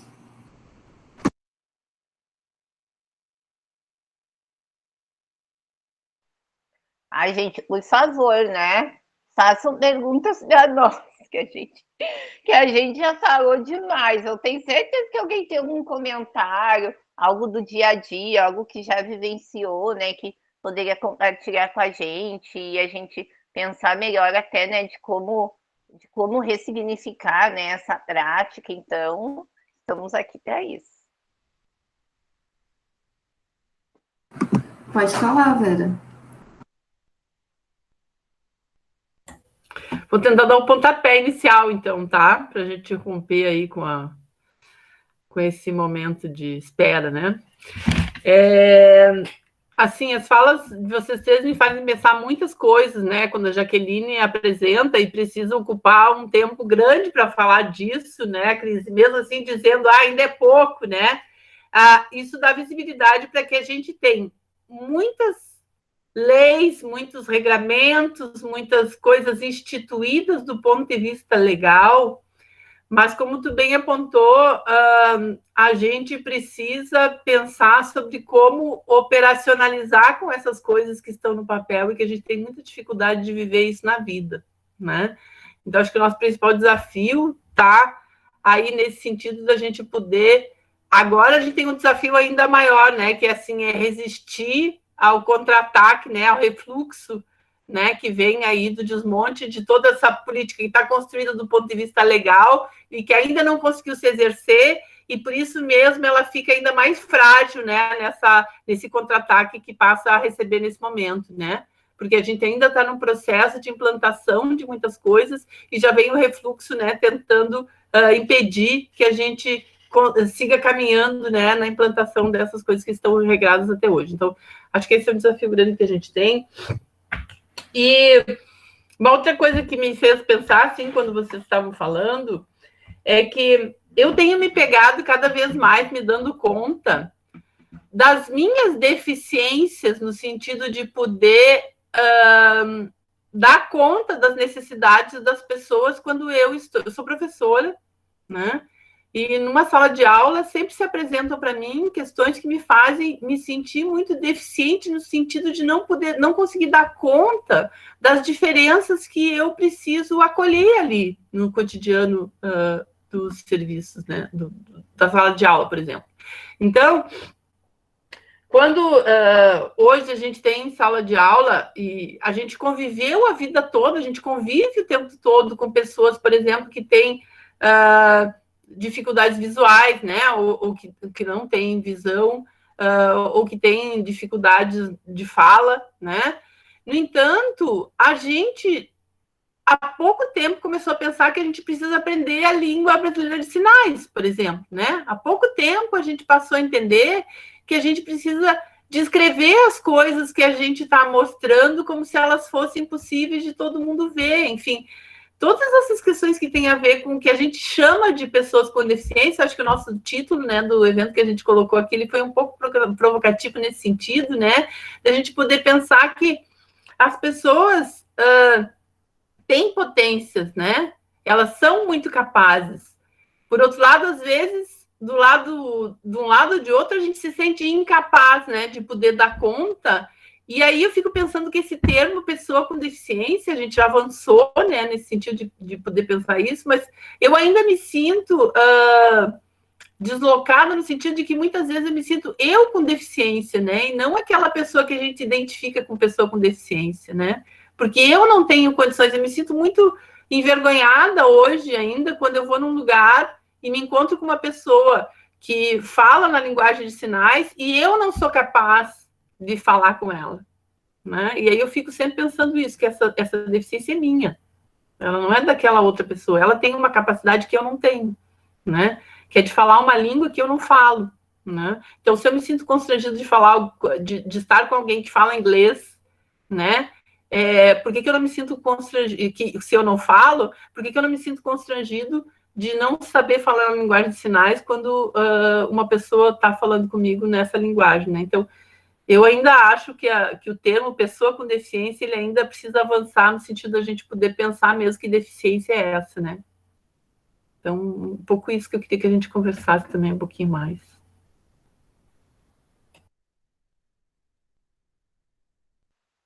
Tem alguém Alguém abriu o microfone, eu queria só fazer um comentário. Não vi se tinha alguém que ia falar agora.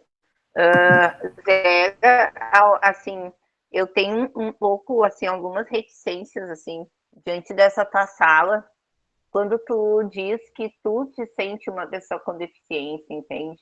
Eu acho que a gente tem que deixar, e é o nosso papel, né?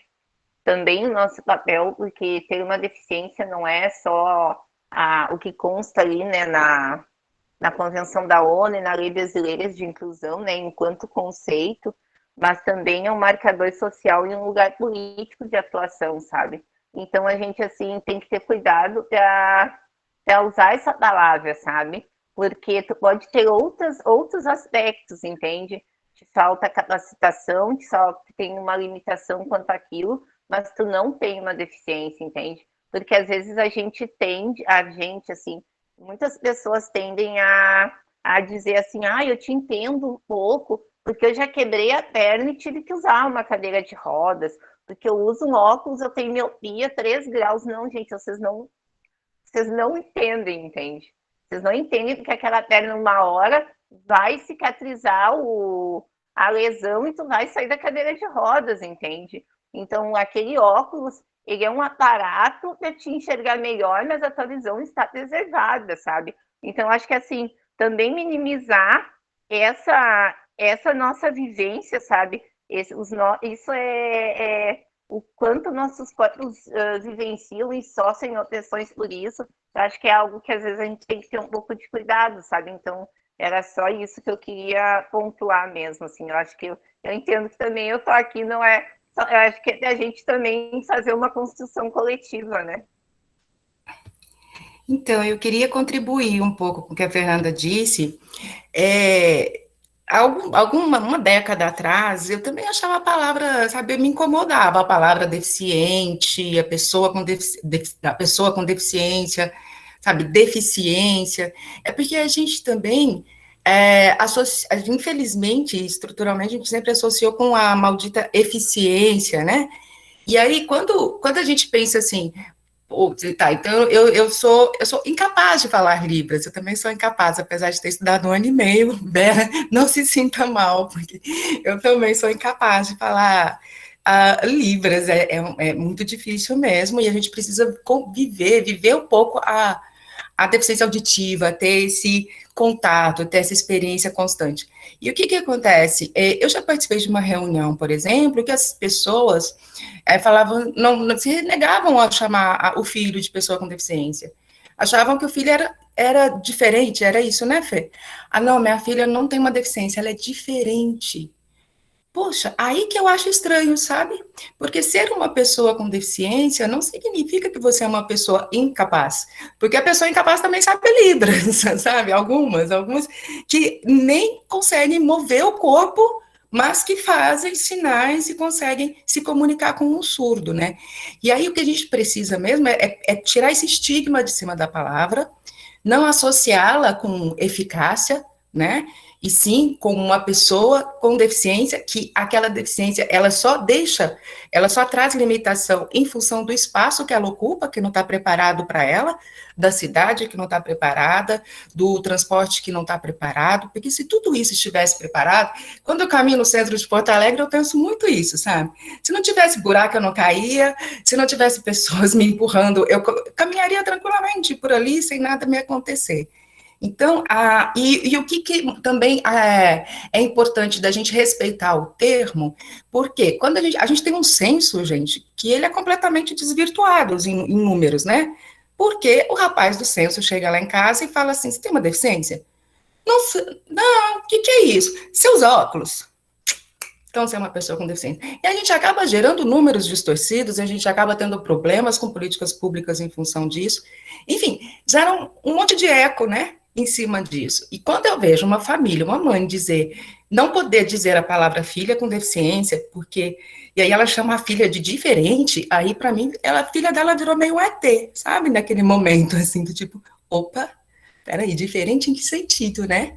Mesmo porque, gente, diferente todos somos, né? Somos diversos, todo mundo que está aqui hoje é diferente um do outro, né? Então, talvez seja isso, talvez é desconstruir socialmente o peso que essa palavra tem, atrelada, infelizmente, ainda à eficiência, né? É a gente conseguir dissociar isso um dia, e aí sim. Atrelada à incapacidade, né? Isso, eficiente, ou é ineficiente e incapaz, né? Então, no dia que a gente conseguir tirar esse estigma dessa palavra, eu acho que a gente vai usá-la com muita naturalidade, muita. Eu sempre coloco a pessoa na frente. Quando me perguntam, mas como que eu falo? Posso falar cego? Pode, pode. Na dúvida, fala pessoa na frente que fica lindo, porque você está falando do sujeito. Põe pessoa cega, pessoa surda, pessoa cadeirante. Põe a pessoa na frente. Você vai humanizar aquela pessoa com quem você está falando, né? Então, assim, era só isso. Ai, meu Deus. Caralho. Analice. Oi. Queria agradecer assim, a conversa com vocês. Acho que a gente precisa disso, de fato, para avançar. Assim, é isso, no cotidiano, né? Nas nossas práticas cotidianas mesmo, porque né, nem tem um nível né, de pensamento conceitual, intelectual, ou como a Jaqueline apresentou, né? Regimental, né? Legal e tal que a gente pode conhecer, e eu, na verdade, nem conheço tanto assim, mas isso, de toda forma, isso não diz né, da dimensão relacional, enfim, que envolve né, de fato a perspectiva da inclusão, né, da inclusão na vida, assim. E eu não sei, imagino, talvez né, que o grupo que contatou vocês tenha comentado, não sei, mas essa semana a gente aprovou, né, na instância maior, assim, dos programas de residência da URGS, a implementação de uma política de ações afirmativas, então, de uma proposta de cotas para o processo seletivo. Ainda tem detalhes a resolver ali, né? Mas pelo menos tem esse primeiro passo foi dado, é super importante a aprovação, então com cotas também, enfim, para a população negra, trans, indígena e pessoas com deficiência, né? E bom, a gente fica muito feliz com isso, com esse avanço. Ao mesmo tempo, eu fico projetando o desafio enorme que a gente tem, e talvez a questão, especialmente acho, da população negra, com todas as dificuldades e todos os embaraços que ainda a branquitude que nos atravessa produz, mas eu acho que a gente avançou bastante esses anos na universidade, ou pelo menos eu percebo isso em mim, assim, de ter mais sensibilidade para algumas coisas que antes para mim passavam totalmente batido, né?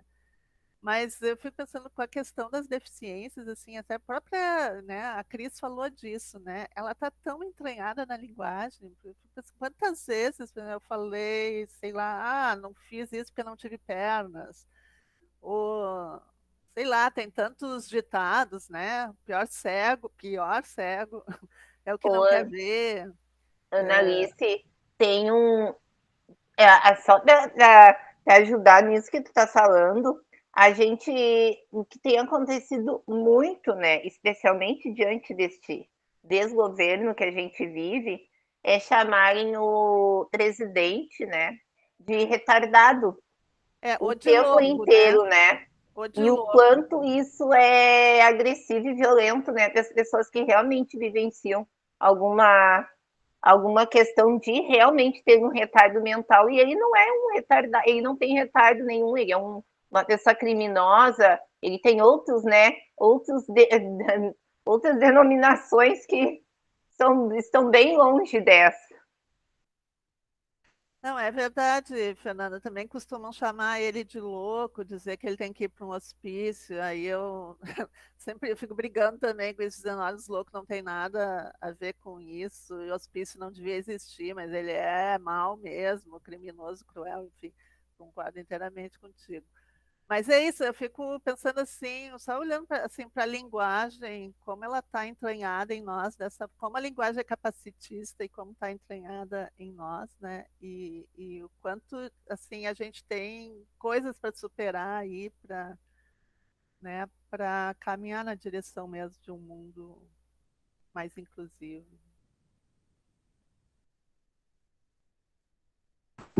Agora, então, é a Jaqueline e depois a Patrícia.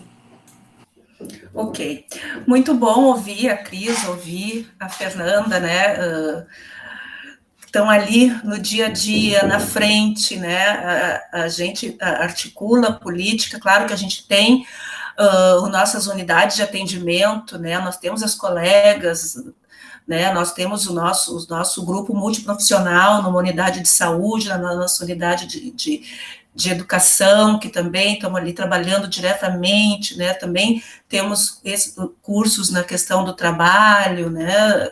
Fizemos muito em relação às empresas, que não é simplesmente a contratação, mas a permanência da pessoa com deficiência na empresa, né, tirando todas as barreiras que as impeçam de continuar trabalhando ali, querendo botar pessoas surdas em lugares muito barulhentos. Não faz mal, elas não escutam mesmo, porque a gente já ouviu isso, né, não sabe o que está falando, porque não sabe o ponto que aquele som pode ferir aquela pessoa, enfim, tem desconhecimentos assim, e a gente ouve barbaridades, né, e buscando um pouco essa fala das gurias na questão de como chegar, né, da Analice, que as nossas linguagens e as nossas abordagens, a gente se dá conta no dia a dia, e trabalhando, e ouvindo, como a gente, às vezes, fala ou vê pessoas falando ou tendo essas abordagens inadequadas, né? Essa questão da pessoa com deficiência, gente, é o que a gente mais tenta, o que a gente mais leva, né? Usa a mesma coisa, Cris, usa o termo pessoa, é pessoa, né? E nós temos na FADERS o curso de abordagem, né, que é o curso que a gente já fez assim com muitos, com os azuizinhos, com a brigada, com bombeiros, com o pessoal do litoral ali, os salva-vidas, pessoal de restaurantes, né, que as pessoas dizem, mas eu não sei, eu tenho medo, como é que eu chego, como é que eu chamo uma pessoa surda, como é que eu chego numa pessoa cega, tem muitas pessoas que têm medo e acabam fazendo errado, porque não sabem, muitas vezes, como ter essa linguagem. Eu falo com surdo falar, né? Eu uso o termo falar quando eu estou falando com surdo. A gente tem muitos questionamentos nesse sentido, assim, né? Então, a gente trabalha muito esse curso abordagem em diversas instituições para desmistificar isso que foi o que a Cris falou, né? E aí, tem N próprias pessoas com deficiência que dão as aulas com a gente, ou que assistem, que nos contam, assim, coisas que, parece um ato tão simples, mas que no fundo tu maltratou, tu chateou, tu incomodou aquela pessoa, né, a pessoa estava na parada, ou esperando um Uber, chegou uma pessoa, simplesmente pegou ela pelo braço e levou ela para o lado da rua, porque achou que ela queria atravessar. Ela disse, poxa, agora eu vou ter que voltar para o outro lado, porque eu não queria atravessar. Né, então, eu queria estar ali onde eu estava, né, então, como é importante a gente conhecer de que forma falar, né, de que forma abordar as pessoas com deficiência, todas elas, né, essa questão do posso falar, posso, gritar com cego, né, aí a pessoa grita, mas eu não grita comigo, porque eu não sou surda, eu sou cego, sabe, essa coisa de conversar com a pessoa que está do lado, com o pai, com a mãe, com o acompanhante, usar a cadeira de roda como apoio, largar a bolsa, largar braço, quando vê, tá quase sentado em cima da pessoa que tá com a cadeira, sabe? Então, como é importante a gente fazer esse trabalho de desmistificar isso, né, de como chegar nessas pessoas com deficiência, que são pessoas que tu pode chegar e conversar quando tu conversa com todas as pessoas, né, mas tem muitas pessoas, claro, tem muitas pessoas que não querem e tem as pessoas que têm receio de como, então as pessoas têm nos buscado muito as instituições nesse sentido, né, de como nós perder esse medo, entre aspas, e acabar utilizando uma linguagem chula, desculpa a expressão, mas ou inadequada, né, de como chegar. Então, a FADERS está muito aberta para as instituições, para esse tipo de curso, o nome do curso é abordagem, né,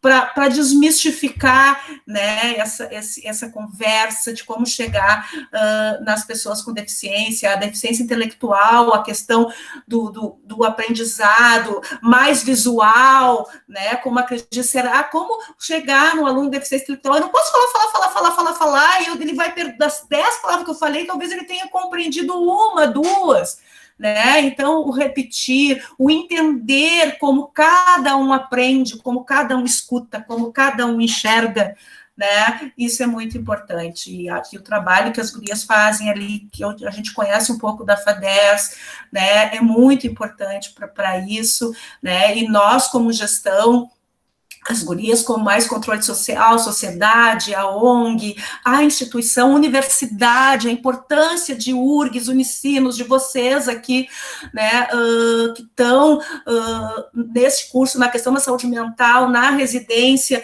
vocês levarem a necessidade dessa desmistificação e nesse trabalho, né, para a gente realmente fazer com que essas políticas públicas se tornem efetivas e realmente saiam do papel, né, então, só tenho que agradecer esse encontro e as falas de todo mundo aqui, que é muito importante cada vez mais aconteça. Eu acho que antes da Raíssa completar e terminar, eu quero completar também. Eu acho que o anticapacitismo, gente, é um caminho sem volta, sabe? A partir de hoje, ninguém vai sair daqui igual, ninguém vai sair daqui mais sem, sabe, dar um chocalhozinho na cabeça quando ouvir, quando falar, ou pelo menos pensar. E aí eu quero dizer uma coisa muito séria. Eu participo também do coletivo Ellen Keller e sou colaboradora da Universidade Livre Feminista. Nós fazemos cursos de formação feminista pela internet. E quando a gente se reúne e tem alunas cegas no grupo de alunas, as meninas às vezes falam alguma coisa tipo assim, a gente pode colocar todas num grupo só. Aí eu vou lá e falo, oi? Mas a gente também não coloca as mana preta tudo num grupo só. E aí pronto, causa não, ai, que vergonha, eu não podia nunca ter falado isso, ai, que absurdo. Isso, gente, é desconstrução diária, sabe? Eu canso de dizer para elas, até pouco tempo atrás eu falaria, isso, vamos botar todas juntinhas ali, que vai ficar mais fácil a comunicação e tudo. Então, gente, a gente se pegar ainda dentro desse discurso, às vezes, não é problema, não. O legal é quando a gente tem esses momentos como esse, sabe? Até a Vera que chama a gente para a gente conversar sobre isso e desconstruir isso diariamente. Então, é isso, assim, não se sintam também policiados, né? É construção diária, todo dia a gente vai lá e tira um tijolinho do capacitismo da nossa vida, viu? É isso. Antes de fazer o encerramento, a Patrícia tinha levantado a mão, não sei se ela quer falar ainda. Oi, o que eu ia falar dialoga bastante só trazendo alguns pontos, assim, que eu fiquei prestando atenção, que, gurias, as três, foi maravilhoso ouvir vocês, sabe, foi uma aula do início ao fim, cada ponto que vocês trouxeram foi muito importante, eu não fazia ideia de várias coisas que vocês mencionaram, então, foi um seminário daqueles, assim, que a gente sai, foi muito bom.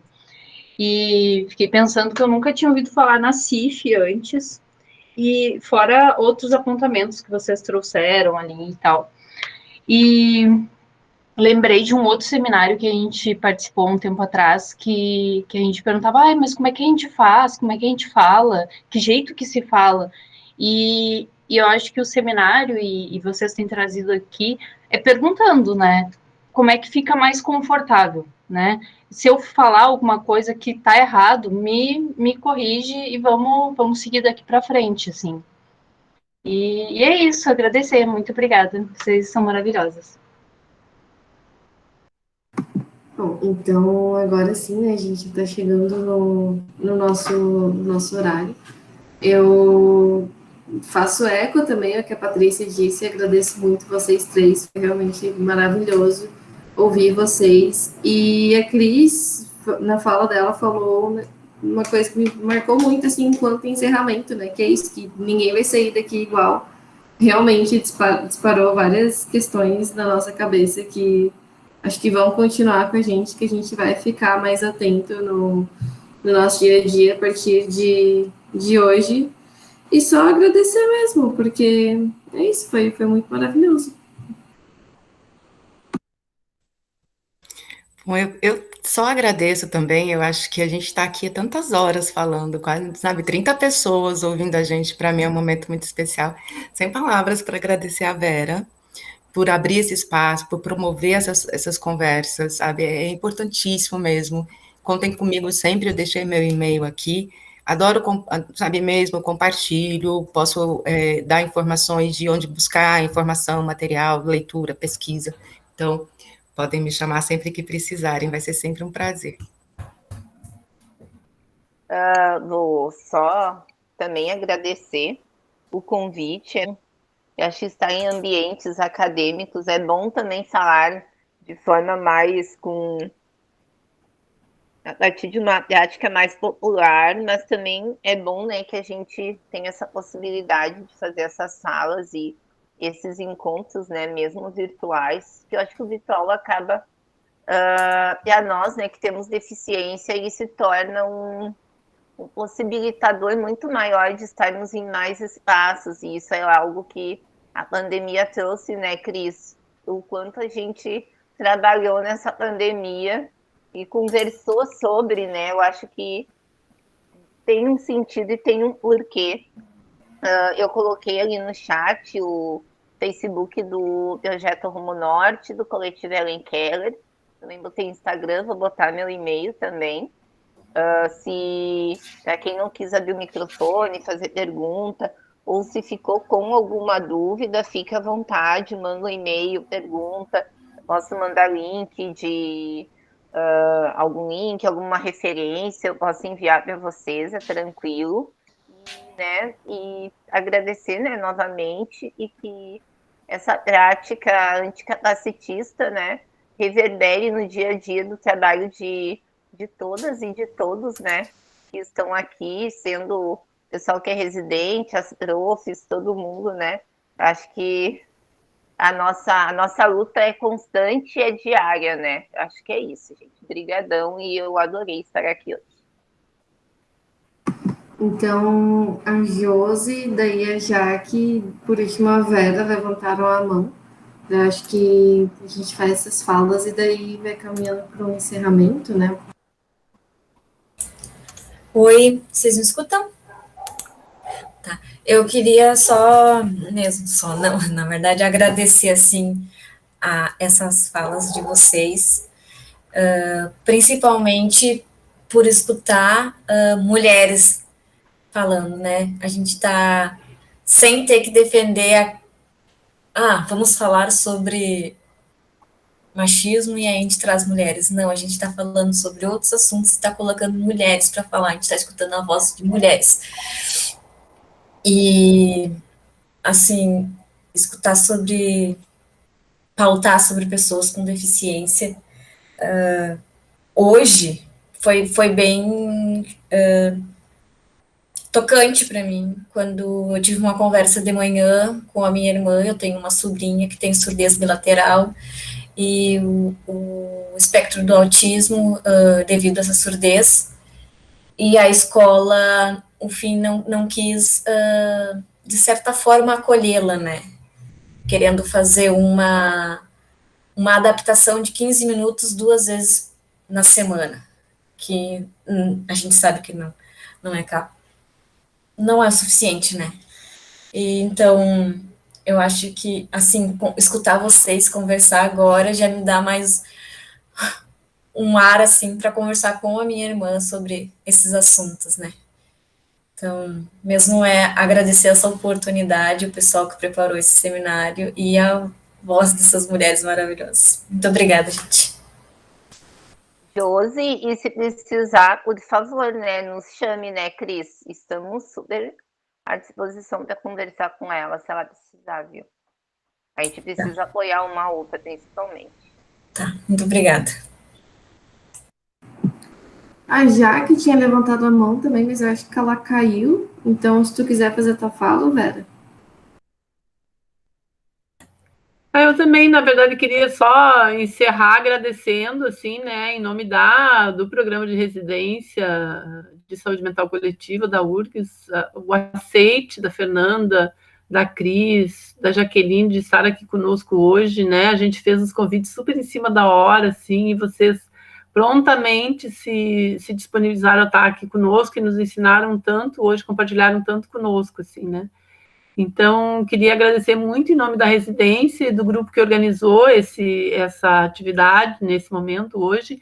Eu tive a incumbência e o prazer de fazer o contato com as convidadas, mas no grupo da organização estavam a Raíza, a Rafaela e a Júlia, né, a quem eu também quero agradecer a parceria aí na organização desse tema hoje do seminário aqui.